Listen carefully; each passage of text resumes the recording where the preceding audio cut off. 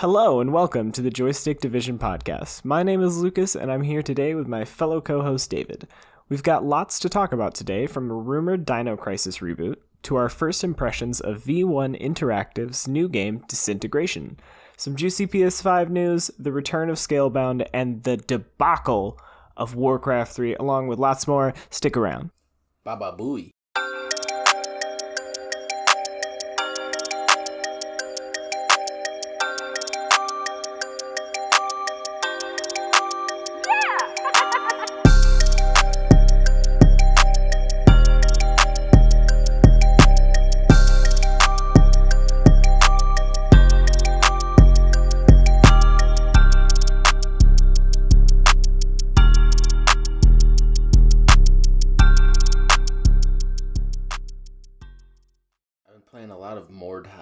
You've been playing Mordhau? I thought Mordhau was dead because there was only like 3 maps. There's lots of Russians. Lots of Russians? So do you have like speaking people? Are you part of like the Russian Mafia now? Are you gonna go there and join up the Red Legion?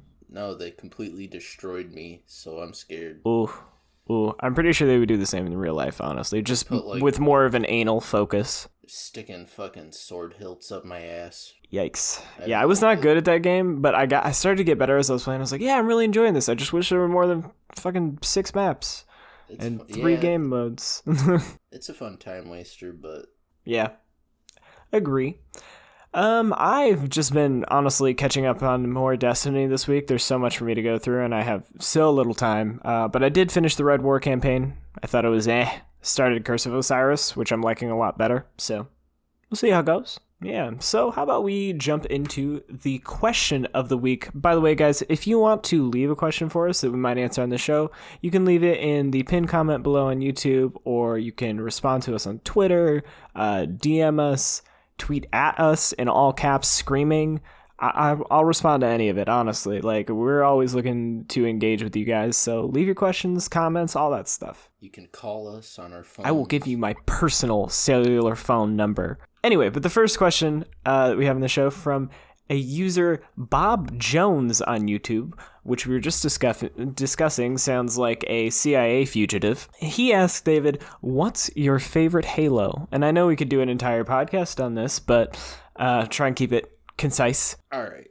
Since you're making me do this, I'm going to say Halo Reach with a huge shout out to Halo 2. How about you, Lucas? What's your favorite? This is like picking between my children. I'm just kidding. I don't think I'll ever love my kids that much, honestly. Man, if you put me in a corner, I'd probably say Halo 2, just because I love the Arbiter, and his story arc in that game is just every line of dialogue in that game is just so incredibly. Like, it has you on the edge of your seat the whole time. His dialogue is like almost comparable, I think, to some of the dialogue in Reach, but because it's spread across a couple more different characters, doesn't have as much weight to it. Reach is still a really good game. It's a totally different vibe of a game because it's more about Reach than it is about the characters. For me, number 2, it's a tie between 3 and CE, but I'd probably give the edge to CE. Then it goes 2, 1, 3, Reach, ODST, 4, 5. Wait, no, Halo Wars 1 and 2 go before 5. ODST. ODST is a great one. Moving on. We're going to jump right into this because we do have like a lot to get through, so much happened this week. And yeah, all right. We're going to jump right into it with PlayStation news. Switch it up a little bit this week.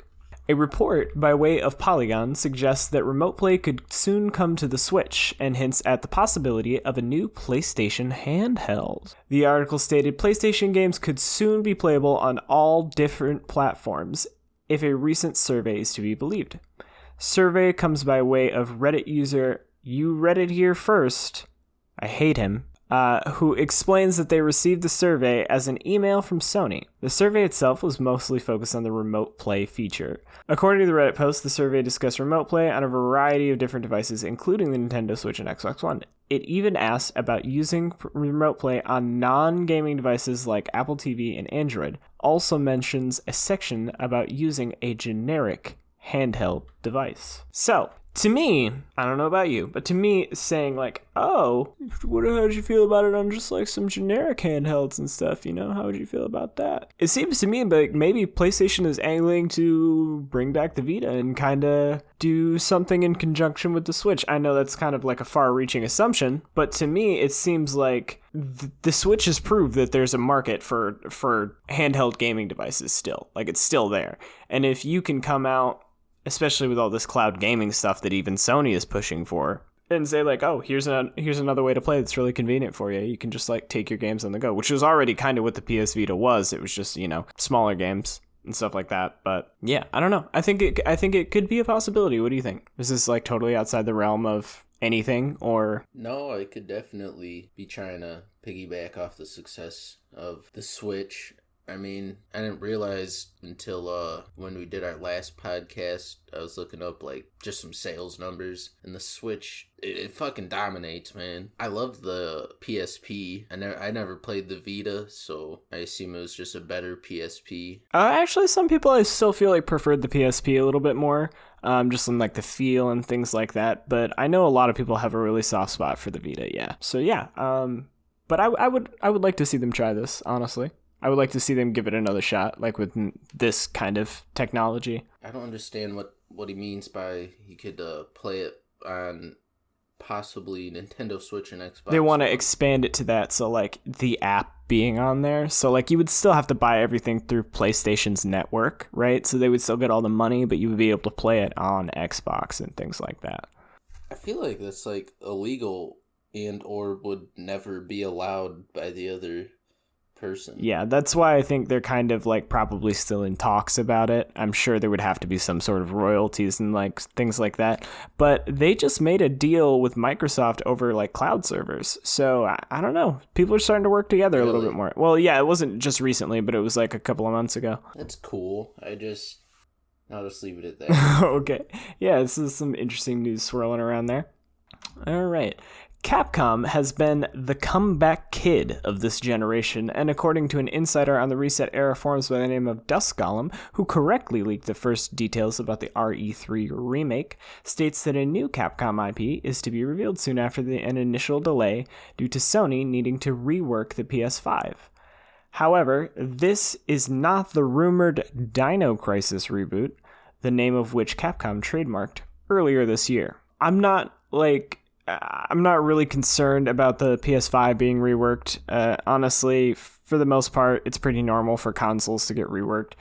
I just wanted to talk about Dino Crisis and Dino Crisis reboot because I really want that to happen. David, did you ever play any of the old Dino Crisis? No. I played Dino Crisis 3 and when I was younger, and I just remember like thinking it was the coolest shit, like fucking anything with dinosaurs, give it to me, honestly. There need to be more dinosaur games. I know there's already a lot, but there needs to be more. I don't care. And, like, dinosaurs in space. I can get behind that. Yeah. That's a worthy cause. Hell yeah. So I would definitely like to see this, like, modernized to like, and just Capcom's just been knocking it out of the park recently. So, like, them, like, revisiting a franchise like that, oh, that'd be so cool. A new Final Fantasy VII Remake trailer dropped this week, showing off possibly the most high-fidelity cross-dressing ever put into a AAA game. As they revealed Cloud's cross-dressing scene at the Honeybee Inn, a new main theme song, returning characters such as Red 8, Scarlet, and Hojo, the game is set to be released after its small delay on April 10th for the PlayStation 4. This is Red 13. Red 13. Oh, I'm sorry. I can't read Roman numerals. I'm big dumb. Cut it. I'll cut it. I'm sorry. No, I've never really played any of the Final Fantasies, but this one has me thinking like, hey, maybe I'll give it a try. I love that they're remaking this because my older brother played it a lot when I was little. Too little to understand and appreciate games for what they were. I just wanted to run around, chopping people's heads off in Vice City. But, that's a worthy cause. Yes, it is. He used to play this Final Fantasy VII. He still loves it to this day. And to this day, I think it's the only game that has ever made him cry. And I just would really like to be able to experience this game but I can't fucking go back and play it. It's just too old. The polygons. Yeah, that's exactly my feeling on it. Like, every time I look at that, I'm like, I want to, but I just can't. Like, I've tried with games like that. I just can't do it. But this having just like a new coat of paint and kind of being almost an entirely new game, but like with the same storyline and things like that, I just was like, yeah, I might give this one a shot, honestly. So yeah, I'm looking forward to that. Anything else on that? Cloud makes a beautiful woman. He does. He's a gorgeous gal. All right. So this one dropped today. This is fresh. This is hot, and it's pretty interesting. The official PS5 website has gone live, though no major new information has come from it. However, according to Video Game Chronicles' Tom Ivan, part of that delay comes from Sony waiting to see what Microsoft does. This is in regards to pricing. CFO Hiroki Totoki, which I just have to say is a fucking incredible name. Great name. Like, I'm going to name my kid Hiroki Totoki. I'm just saying right now. All right. He said during an annual earnings call, what is not very clear or visible is because we are competing in the space, so it's very difficult to discuss anything about the price at this point of time, and depending upon the price level, we may have to determine the promotion that we are willing to deploy and how much costs we are willing to pay. So it's a question of balance. And because it's a balancing act, it's very difficult to say anything concrete at this point of time. But when I said smooth transition, we mean that we will definitely choose the optimal approach and we will try to have the best balance so that it will be profitable during the life of this product. David, what do you make of this? I think they're just waiting to see if the Xbox is going to sell at $4.99 so they can sell the PlayStation at $359.99. That's what it sounds like. Yeah, absolutely. They did the same exact thing with the PS4 because Microsoft went in their conference right before Sony for E3. And this is why I don't understand why they wanted to do their own thing this year, because they could have done the same shit this year if they did it this way and it would have been not news at all. And they would have had the time and less pressure to like show something because everyone's really antsy for them to show something right now. And everyone would have just been waiting till E3 and they could have come out and been like, it's $100 cheaper. Go fuck yourself, Microsoft. But to me, like, these next gen consoles are gonna be pricey to make. So if you start dropping the price too much, you're gonna start eating that like down the line. So if you're talking about two companies that can take the loss, like take the hit, Microsoft is by far better equipped to do that. And as like they're not really focused on hardware sales this generation, I don't 100% know that it's the right move to like wait and try and eat like a really big price cut if it's going to just, ultimately lose you money on like your first 20 million units or your first 30 million units, you know what I mean? Like, I'm not saying they shouldn't try and undercut Microsoft because obviously that's a good idea, but I'm just saying like at a certain point it's like how much can you undercut them with how much these machines are costing to make, you know what I mean? Oh yeah.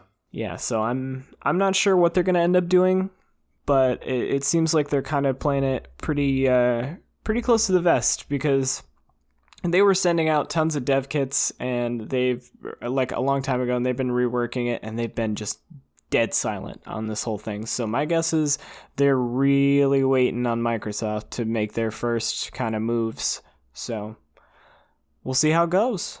I'd say price them both at the same price. And then at the end of the fiscal year, whoever has the most sales hires a private army to destroy the other company. Oh my god, that's really intense. Why not just give them a small country? Like, you know how the Pope has his own country? It'd be like PlayStation country. PlayStation City. PlayStation City. And they have their own army. It's a small inland country in the middle of Zimbabwe. It's populated entirely by anime characters. Oh my god. Nobody sees through their eyes. They only see in like third person over the shoulder action camera.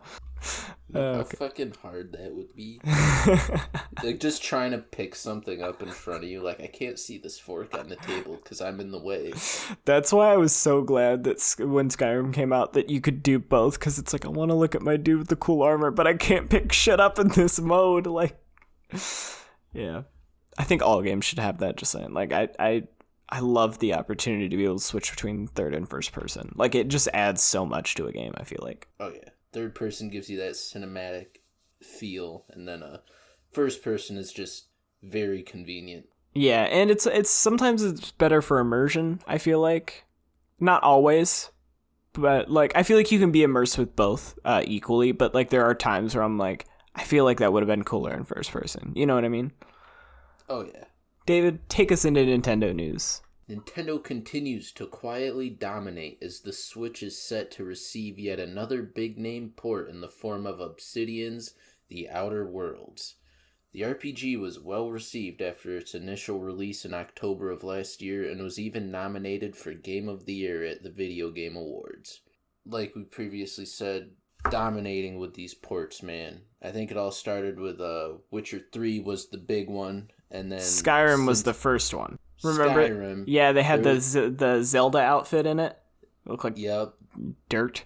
It's terrible. It looked terrible. I remember that. But you're right, Skyrim, and then it felt like there was a pause there, and then they recently just been killing it, man, with these ports. Yeah, they ported Doom over to it too, and I think Doom Eternal is going to be a day one Switch port. Yeah, which is crazy to me. I don't know how that's going to work, but yeah, no, but this is pretty cool because The Outer Worlds is a really, really solid RPG. If you haven't played it, you absolutely should, especially if you were somebody who enjoyed like Fallout New Vegas or anything like that.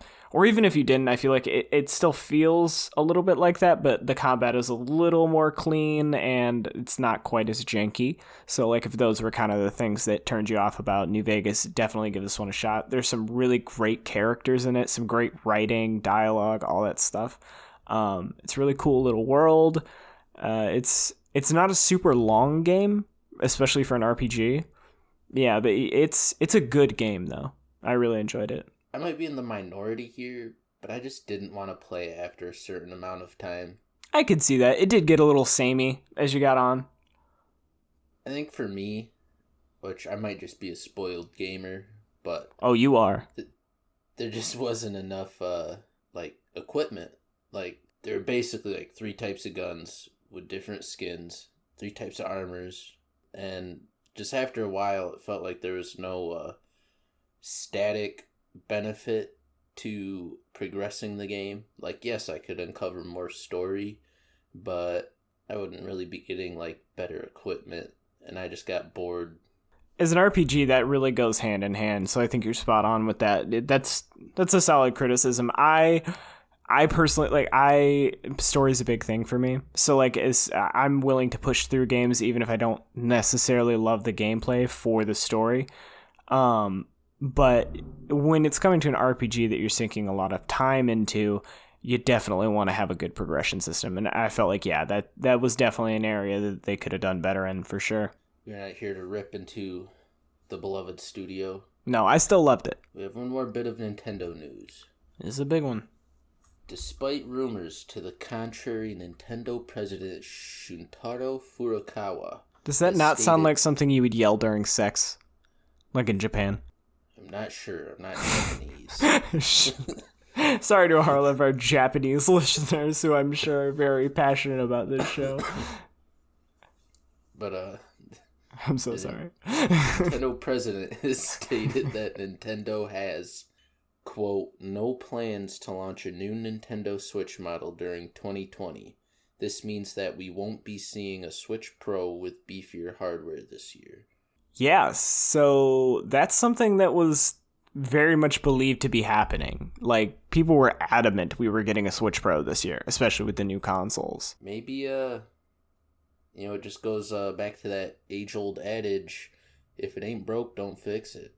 Yeah, that was my thing. People were like, oh, Switch is really underpowered. It's like, well, I mean, it still runs The Witcher 3, and it still runs Doom Eternal. Like, yeah, it's not going to run like Red Dead 2 or anything, but the fact that it can run those 2 games shows me it can run most stuff pretty passably. And you gotta think, like, Nintendo's what, 3 years into their life cycle at this point? For the Switch? Yeah. I think it was like 2017 they came out, I want to say. Maybe I'm crazy. So they're 2 or 3 years into it. That's my point. So you don't want to come out with a beefier model necessarily like the second year. You want to extend it as long as possible. So if you can come out with the beefier model, say, in a year or two, that really extends how long people are going to be playing on the Switch platform. And they're going to be more likely to upgrade because they're not going to just be like, oh, I just bought a Switch. Why would I buy a more expensive Switch, that does like a little bit more, And if they launch it with like Metroid Prime, for example, the one that they've been redoing, that could be a good way to sell it for sure. Let those sales just fucking keep rising, and then once they start to stagnate, boom, Switch Pro. Exactly. Yeah, would you buy a Switch Pro if they came out with one? Yeah. Okay. Yeah, I feel like I probably would end up buying one too, because I'm a huge sucker for new hardware. Yeah, I'm also a irresponsible scumbag when it comes to video games. I literally almost went broke when I bought my Switch. I'm not even joking. I was living in Savannah at the time, and we were just like, we got a little extra money, let's just buy a Switch, let's just do it. And it was like way more expensive because we didn't think about like games and stuff like that. And by the time we were done, I was like, we have like not that much money left, and it almost made us go broke. I'm not even joking. I wish I was, but I'm not. I can relate. That was me with the 1X. Oh yeah, you got a 4K TV too, didn't you? Yep. Because I had like one of those old ass Samsung plasma screen TVs. Right. And like the Xbox dashboard would just be burned into the screen. Yikes, yeah. We have an old TV that's like the colors are all blown out on it, and I was like, yeah, it's time. My wife letting me buy an Xbox One X. So it's her fault, is what I'm hearing. It's absolutely her fault. Oh, yes. Yes, it's all her fault. I am a helpless victim. You have an addiction. She's an enabler. She's like, all right, you can get the 1X. And I'm like, we're at Walmart, and I'm like, well, they got this TV on sale, and I mean, technically, what's the point of even letting me get the 1X if I can't experience it to its full potential?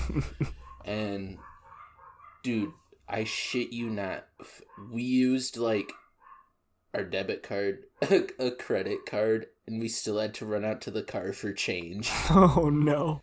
We went, it was bad. It was very irresponsible. Yeah, that's what being young's for, I guess. As long as you don't end up in a box on the side of the road. Oh, I put my kids to work. Get down that chimney. God damn it. Give me a beer. This one's warm. I'm just kidding. No, he's not. All right. Dave, you want to take us into our next thing? Yes. Hello, beautiful listener. Are you eternally more exhausted than Masahiro Sakurai when they tell him to start working on the sequel to Smash Ultimate? When you're up late while the kids are asleep and you finally have the most silence you've experienced since the Gulf War?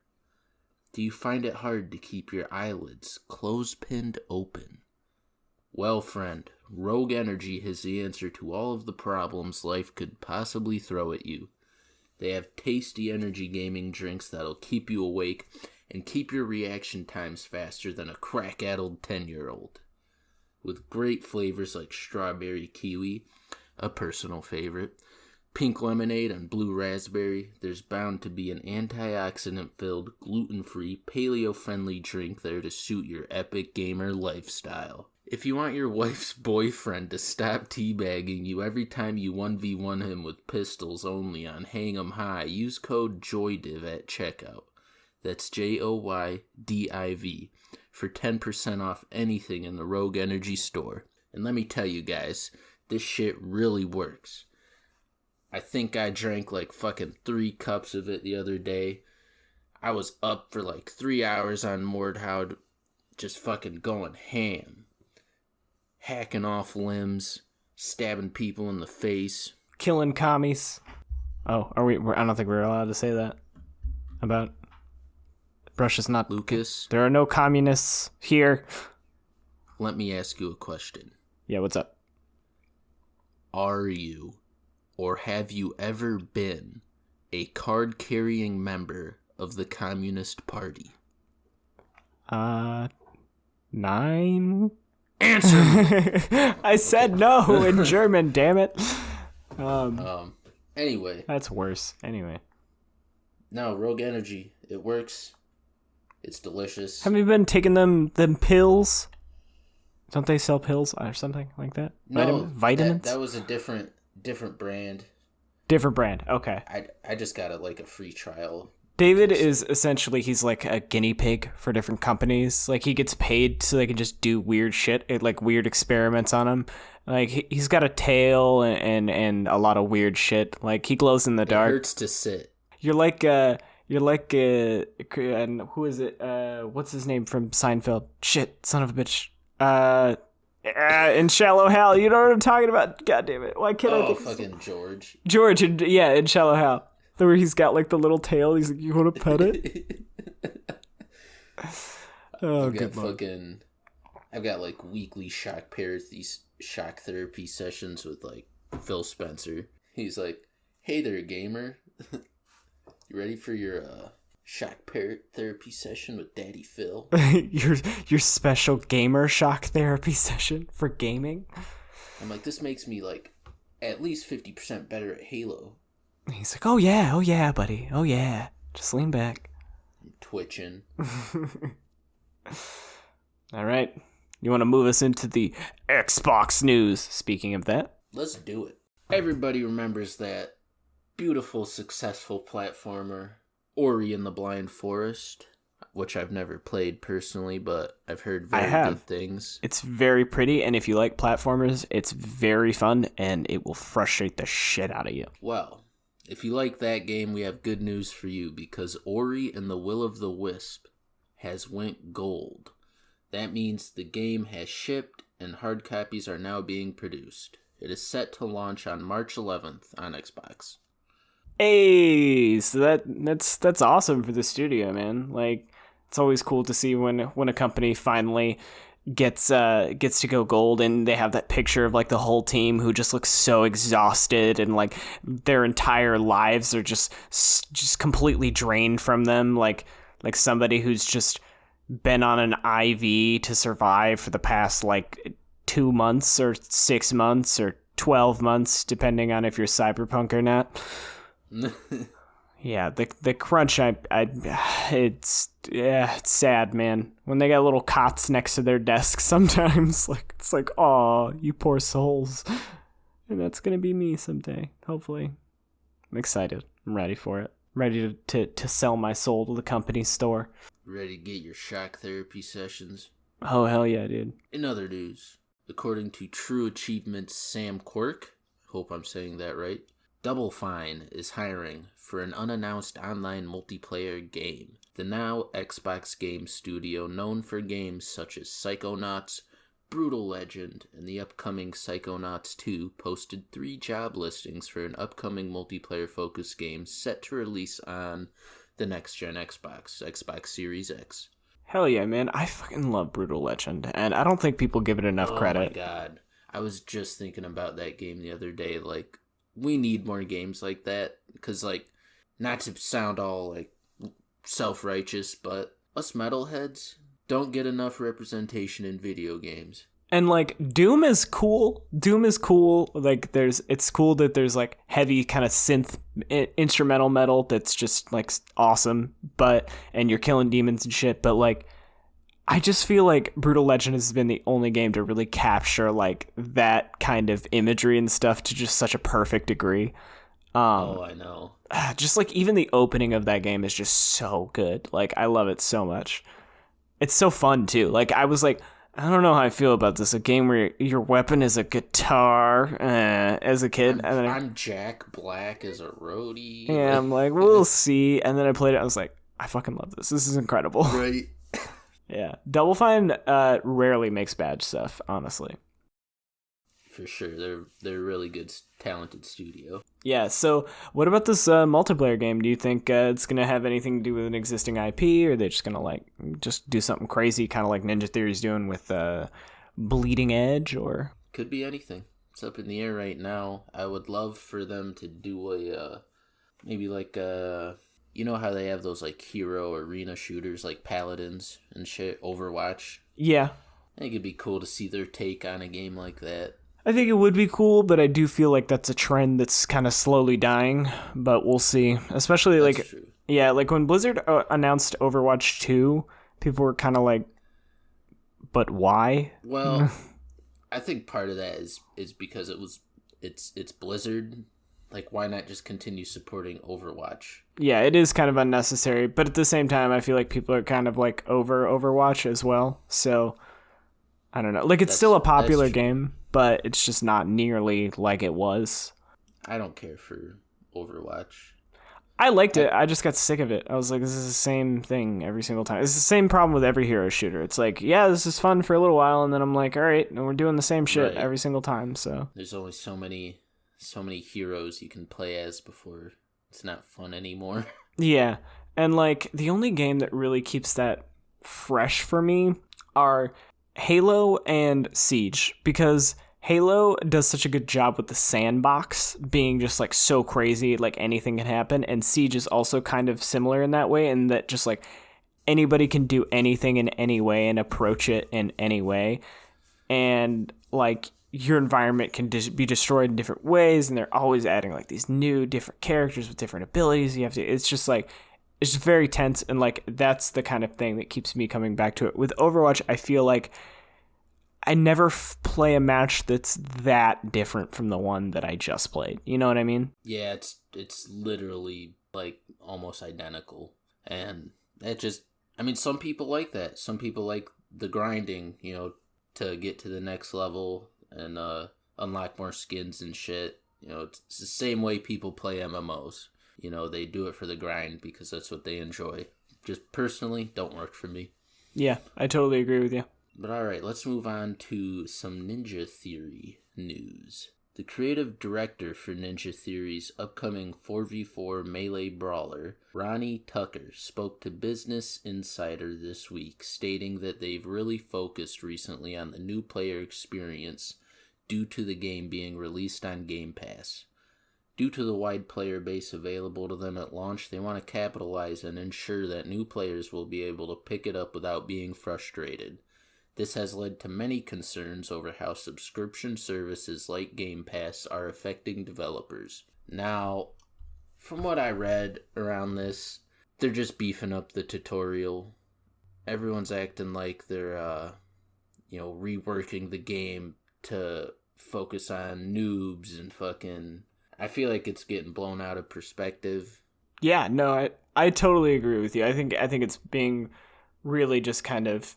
It's a little ridiculous because, from what I read, they're just beefing up the tutorial and they're making it a little easier to kind of understand and pick up when you first start. So I never think that's a problem with the game, and I never understand the inclination that that's bad. It's like, yeah, okay, if your entire game is focused only on casual or like noobs or whatever, it's not going to be fun for the hardcore players. I understand that, but having a beginning section where it's easy for new players to kind of get a feel for things before they start getting their shit stomped, like jumping into a match and like deathmatch in Call of Duty, where like you just like get annihilated until you're better, which is like what a lot of people like, and I get that, but you got to think like the casual person playing is not going to want to stick through that. So you want them to be able to kind of like get a feel for the game and like really enjoy it, and then move on to getting their shit stomped. You know what I mean? I don't think a extended or beefier tutorial is going to hurt anyone. Yeah, and if anything, I've seen from games like or things being on Game Pass, what they're saying is, hey, we have such so much of a bigger platform to distribute our game on. Like, people would not have played this game if they had to just pay $30 for it or $20 for it when it launched. But now, since people get it with their Game Pass subscription, a lot more people are going to give it a try, and you want to hook those people in. So to me, that just speaks to, we're just trying to make our game better for everyone, you know? But I'm not saying there can't be negative connotations to Game Pass. I just haven't seen what those are, or they just haven't really come to fruition yet. That's not to say that they can't, but at the moment, with every kind of form of media, from like music to movies, TV, all of that has become streaming. It would amaze me if games don't go the same route. Like, there are some technical challenges, but I'm just saying, like, I mean, as like a subscription model, not even necessarily streaming, but like games going the path of like a subscription model makes the most sense to me. Okay. You guys have heard of The Walking Dead, right? Who? Well, oh, is this not an audience interactive thing? Am I not? No. Well, it seems that zombies and the undead might be more than just fiction with this new crazy bit of news that caught me totally off guard. Platinum Games producer Atsushi Inaba spoke to Eurogamer, stating that they'd love to take another shot at Scalebound, but the IP is owned by Microsoft. You remember that awesome dragon fighting game that was canceled in 2017? It's like that scene in Kill Bill where she punches like her hand out of the fucking coffin. That's like totally physically impossible, but it's super awesome. Yeah.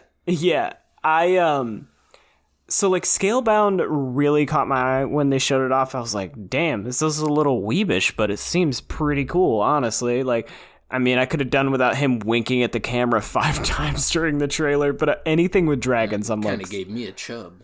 Oh, little halvesy, little rising sun down there. Little sunny. Pants got a little shorter that day. No. But no, like I was like, anything with dragons, I'm down. And I read a little bit about the gameplay, and it was supposed to be this RPG that focused on both the RPG mechanics and just like visuals overall. Not only, and it was set up in a way that like, okay, if your dragon dies, you die as well, but you can command him to do things. You can ride him, and you can customize him. You can also do like this joined power thing where you become the dragon and like can just like fuck shit up as a dragon. And that sounded so fucking cool to me. And like fighting big ass monsters with that just seems so dope. I was just like so upset when they canceled this. Oh, I know. I was excited too. I'm not even gonna pretend.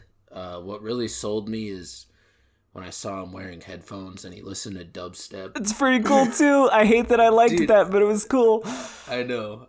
This is back when I was like a sophomore or a freshman, and like I just got over my dubstep sucks phase and just got into my dubstep's not that bad phase. Right. So I saw that and I was like, yeah, dubstep dragons, fuck yeah.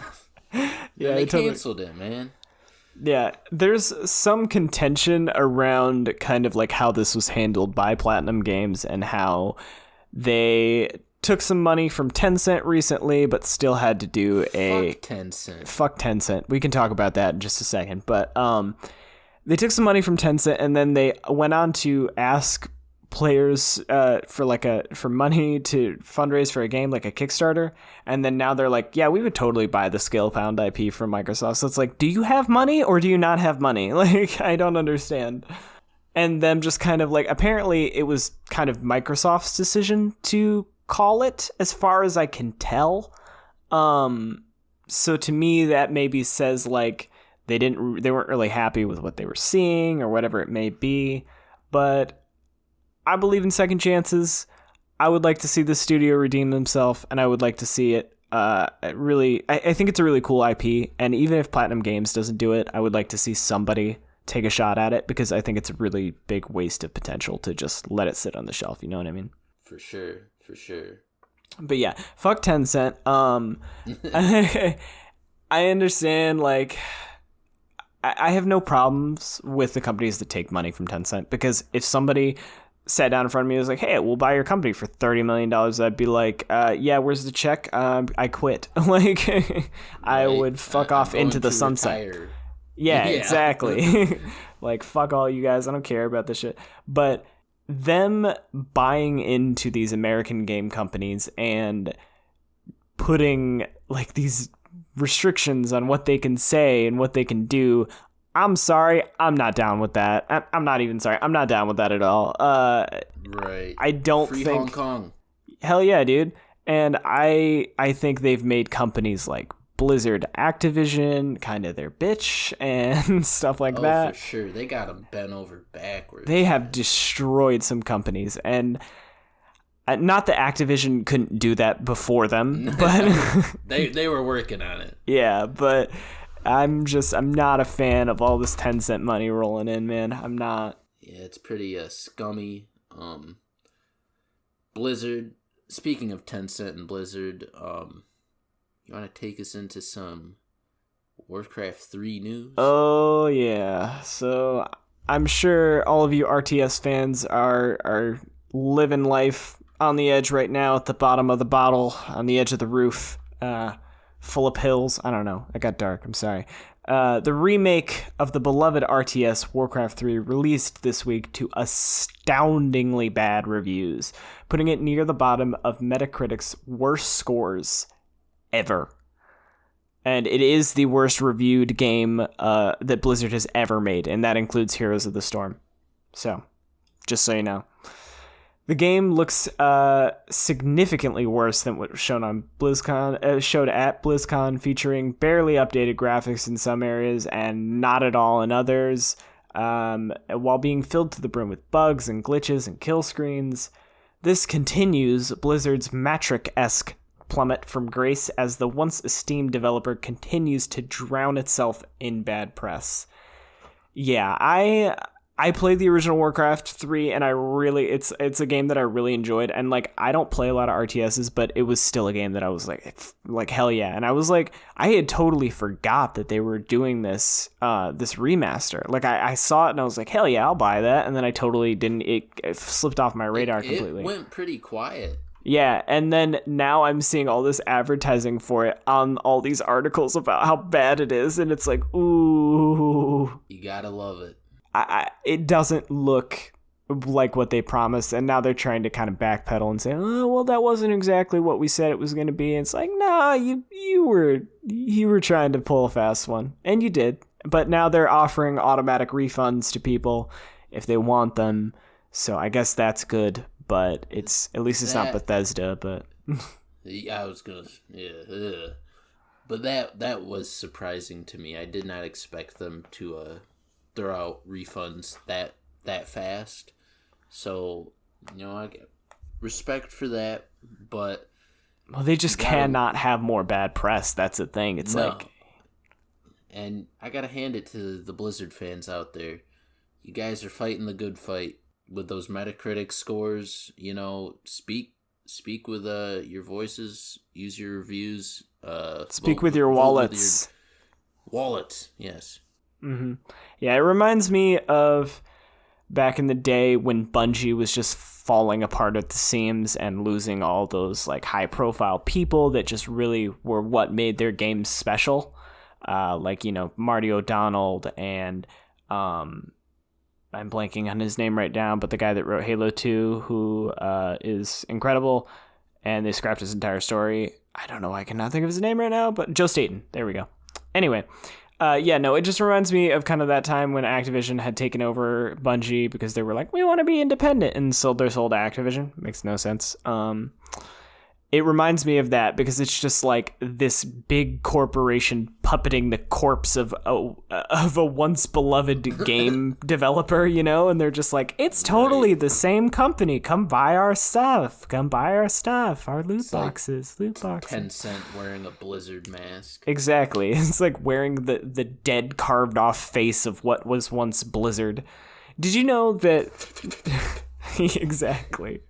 Did you know that once Blizzard was considered in the industry to be like, if you got that gig, you're set for life. Like, nobody gets laid off from Blizzard because it's just like they just make quality shit and they keep doing it and they support their stuff for years and years and years. They used to be held to a very high standard. Yeah, and it has not been so much, especially since their big layoffs last year. They've had nothing but bad, and it's really depressing to see, honestly. I'm hoping that they can find a way to turn it around here in the near future, because Diablo 4 does look pretty sick if I'm not lying to myself, you know? Oh, yeah. That barbarian gameplay. Oh.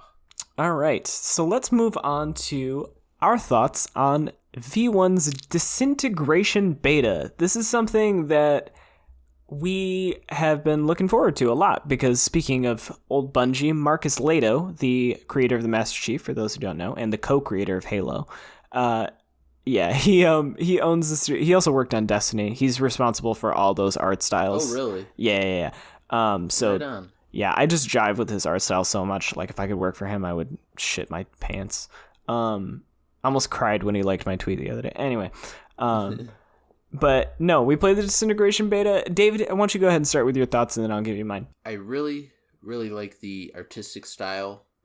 Basically, you pilot this like flying mech, and you control a squad of 3 people or robots, robots. But I really love the art style of the different teams. Like I forget what they were called, but like the Neon Dream. Yeah, for sure. There was like a noir kind of one. There was like samurai and knights, and yeah, it was really cool. It was really cool, but I gotta say I absolutely hated the gameplay, and it kind of bummed me out. What did you hate about it specifically? Halo on ice. That's what it felt like. You just kind of... I didn't know that the mechs were going to be flying, because I did not research this game at all. I saw the beta. Lucas told me Marcus Leto fucking worked on it, and I was like, shit, yeah, let's do this. And I thought you'd be like, running around in a mech suit or something, like, like a big robot. But no, you're piloting a thing, so it's got, like, the physics of, a flying object. Yeah. Yeah. I just do not jive with that, man. I fucking hate it. I have quite a few thoughts on it. I didn't hate the movement. I thought it was complex, and at first I was like, I don't like this. That was my initial reaction to it. But once I got used to it, I was like, oh no, okay, I can control this to a pretty tight degree.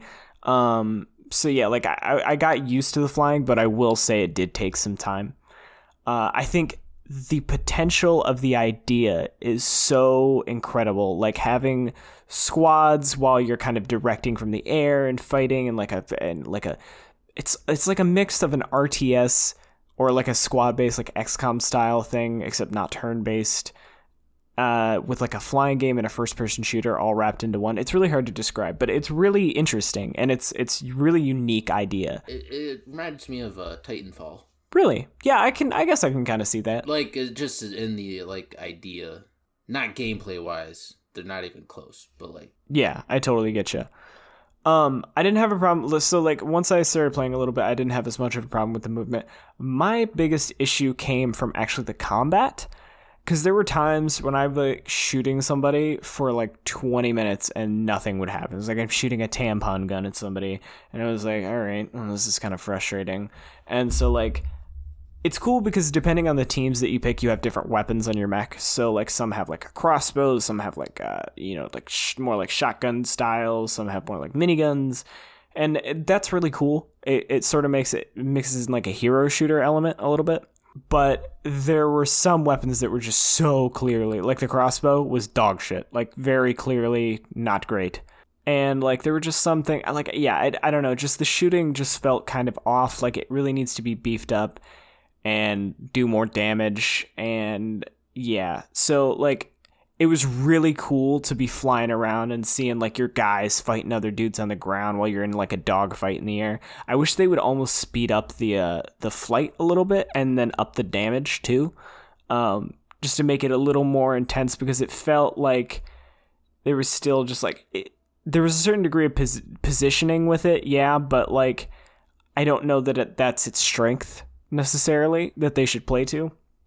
So I would like to see more speed, more lethality from them. I like the idea of the different teams, but I didn't really see any options, and maybe this is just because it's a beta. Keep in mind this whole time we're talking about a beta, so like it's not a finished product. I did feel like I would have liked to see customization for the hover bikes or whatever they're called. Because like while they have the different teams, it makes me think they are going the hero shooter route, where it's just like you pick this one character preset, whatever, and then you go, which is fine. And I get there are smaller studios, so it's tough for them to do a lot of customization options, but I really think that would lend to people wanting to grind and play that multiplayer a lot. You know, I think it would add a lot of replay value to it. I really liked the emblem. Yeah, the emblems were really cool, and like the characters look so cool, and the environments look awesome.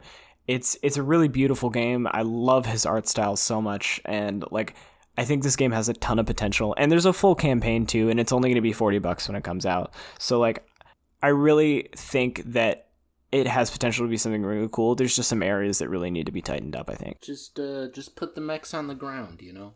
David really is upset that the mechs were in the air. He was like betrayed. I know when he saw that, he was like, what the fuck is this? This is stupid. I want ground mechs, damn it. Maybe they'll make a new mech warrior or a new mech assault, whatever. All right. We're going to move on to everyone's favorite Big Daddy company, EA. EA plans to release 4 major non-sports titles before 2021, drawing from their wide array of IPs and stating that the new console hardware will be a massive improvement over what currently exists. They also dropped the trailer for the next DLC coming to Battlefield 5 called Into the Jungle, along with information that the next title in the Battlefield franchise won't be released until 2022. This leaves much mystique around what EA has cooking, and with the publishing giant also having stated that remasters of fan favorites are in the pipeline, many have wondered if this means a Mass Effect Trilogy remaster is in the works as well. On a scale of 1 to fuck yeah, how quickly would you buy a Mass Effect remaster? 1. Really? You would not buy a Mass Effect remaster? No, I don't like Mass Effect. Don't kill me. Oh, that hurt my soul so much. Have you played Mass Effect 2? I played all of them. You have? You've like played through all of them, or you just started? Like, how do you hate Mass Effect 2? I don't understand. I don't like it. I don't like the story or the characters. Oh, or this hurts me so much. Or the like universe. I just don't like it. Okay, that's your opinion. You're allowed to have that opinion. If I don't show up to the next podcast, it's because I crucified him in Lucas's basement somewhere. Oh no, I wouldn't hide you somewhere that easy. Come on. Okay. No, but Mass Effect is a franchise that I have a lot of love for. Not the first one, because the first one's boring as shit. So like, if you couldn't get into Mass Effect, play Mass Effect 2, because Mass Effect 1 is fine. It was fine for the time, but it's boring as shit now. It's a lot of waiting in elevators and driving around empty planets. But Mass Effect 2 is just, I love that game so much. It's so cool to like be in charge of your own ship and shit like that, with like picking up your crew as you go, and the characters are also interesting with their backstories.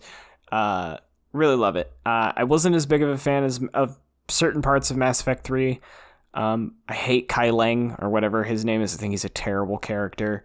And it was hard for me to like get immersed in like, let's go do side quests while the literal galaxy is on fire.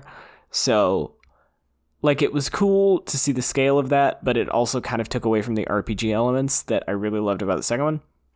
So I guess what I'm saying is I only really love Mass Effect 2. Also, they didn't put Jack in it as much in Mass Effect 3, and she's one of my favorite characters and my waifu in Mass Effect, so I don't know what that says about me, because she's the chick with all the tattoos and the shaved head in the second one. But anyway, yeah, I would love to see a Mass Effect Trilogy remaster. I would buy that shit instantly.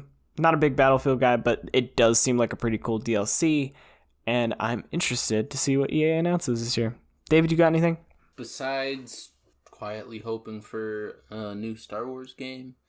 Well, they're definitely making a sequel to Fallen Order. Yeah. I'm hoping for, in that vein, I'm hoping for a Republic Commando remake. I know I've said this before. Or a sequel. I'd be down for a sequel, too. God damn, that would be such a good move on their part. Hell yeah. And, again, that remaster could be talking about Knights of the Old Republic, like we discussed last episode, so... That's true. That's true, and, God, to see that before, like, 2021. Like, just to have it dropped in our laps this year with no warning would be like the best Christmas present ever. It would, and it would make the EA conference actually worth watching for once, which it's always so boring. I might be able to forgive them for all their sins if they did that. If they do it correctly, maybe. So we got some good news for you console gamers out there that comes by way of GameSpot, as the United States and China have agreed to terms on a new trade agreement that will seemingly prevent the PlayStation 5 and Xbox Series X from becoming more expensive than Sony and Microsoft intend for them to cost. The two nations signed the Phase 1 agreement, so they're going to start the Avengers, earlier this month, and it means that Trump's proposed 25% tax on electronics made in China and shipped to the US will not go forward. The proposed tariffs might have made the new PS5 and Xbox Series X consoles more expensive due to where they are manufactured. So this is a big deal. This would have been not just like a little price bump. This would have been like, you're looking at like at least $100. It would have been devastating. Yeah, it would have been absolutely terrible. For the market, for the industry, it would have been bad for everyone. And they were talking about even trying to move it to like other countries. Like I think they were talking about maybe like Vietnam or somewhere like that.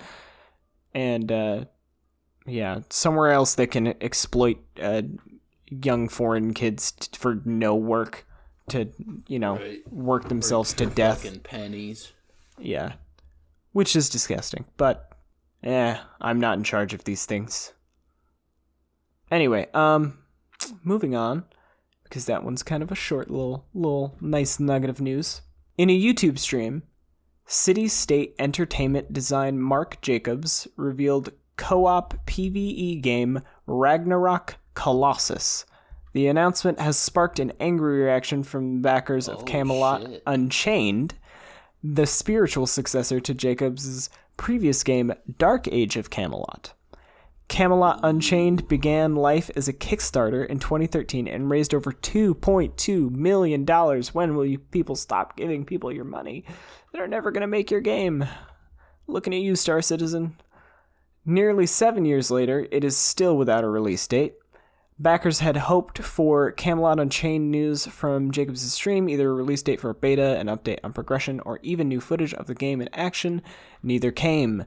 Jacobs insisted the developers had made a significant progress on Camelot Unchained, and tech work done for Ragnarok Colossus has already benefited Camelot Unchained. How do you feel about this, David? I feel like Mark Jacobs took your fucking money and made a completely different game. I would agree with that assessment. It seems like he's like, oh yeah, no, we're totally working on that other thing. Yeah. It's sad to see, because I know a lot of people really like Dark Age of Camelot, and they were really looking forward to Camelot Unchained. And at this point, don't get your hopes up. Yeah, I'm very sorry if you donated to this Kickstarter, but I would not expect to see this game. I'm not saying it's impossible, but I'm just saying I would imagine that it's unlikely at this point, because the thing is, this is why this happens, and this is what happened with Star Citizen as well. As much as I love creative people, if you talk to any game designer, they will say if they had the choice, they would work on the game until somebody came and literally pried their hands away from the keyboard. They want to make it as perfect as possible, which means if you don't have the business dude on the side going, you have to have it done by this date, we are taking you away from the keyboard at this date, the game will never ship. It just won't, because they'll keep trying to make it better or keep trying to improve it, and it's never going to be to a state where it's ready to go and it's satisfactory. So, and not to say that nobody's ever achieved their Kickstarter, that's not true. Of course, there have been people who have. It's just like Yooka-Laylee, I know was one they did a while back from the people who worked on Banjo-Kazooie. Like, there have been people, and like Pillars of Eternity, like there've been some great ones, don't get me wrong, but there are certain situations where you have people like this who are just going to keep taking money and just keep sinking it into this pit, and you're never going to really get a return from it. David, you wanna lead us off or finish us off with our last little bit of news today?